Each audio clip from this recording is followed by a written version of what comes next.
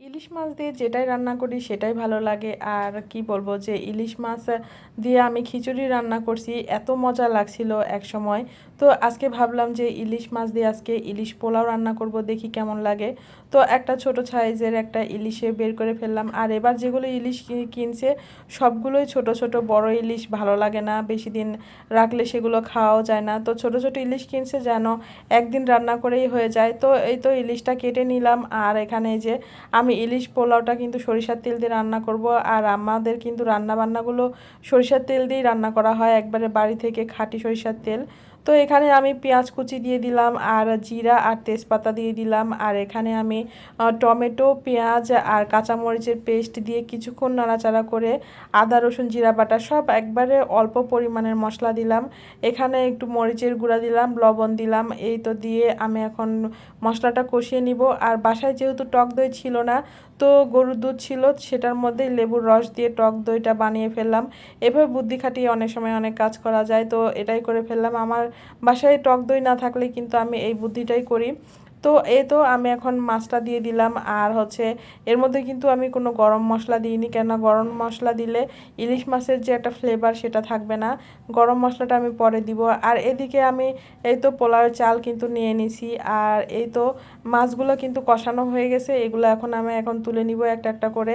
আর হচ্ছে আমি মাছের মাথা আর লেজটা কিন্তু তুলে মানে রেখে দিছি। আর এই তো চাল ধুয়ে এখন আমি এই মশলার মধ্যে চালটা কিন্তু কিছুক্ষণ ভেজে নিব। আর এই চালের মধ্যে আমি গরম মশলা দিব, আগে গরম মশলাটা আমি দিইনি, আস্ত গরম মশলা আর হচ্ছে কাঁচামরিচ দিব।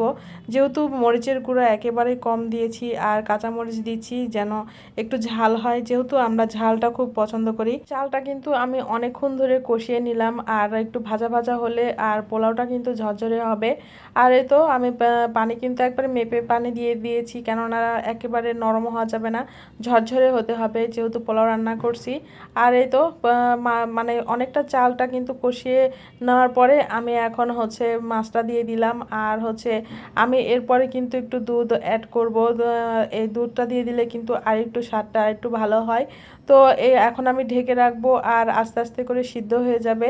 এইভাবে ইলিশ পোলাও করলে কিন্তু অনেকেই কিন্তু সরিষা বাটা দেয়, তো আমি সরিষা বাটা দিইনি।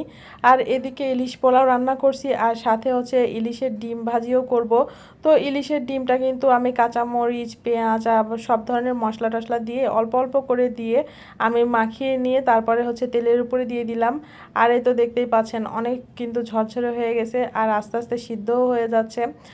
আর বেশি নাড়াচাড়া করা যাচ্ছে না, মাছটা ভেঙে যাচ্ছে। আর এদিকে কিন্তু ইলিশের ডিমটা কিন্তু সুন্দর করে ভেজেও নিচ্ছি। এই ইলিশের ডিম ভাজিটা যে এত মজা হয়েছিল, আর এটা দিয়ে ইলিশ পোলাওটা খেতে কিন্তু আরও মজা হয়েছে।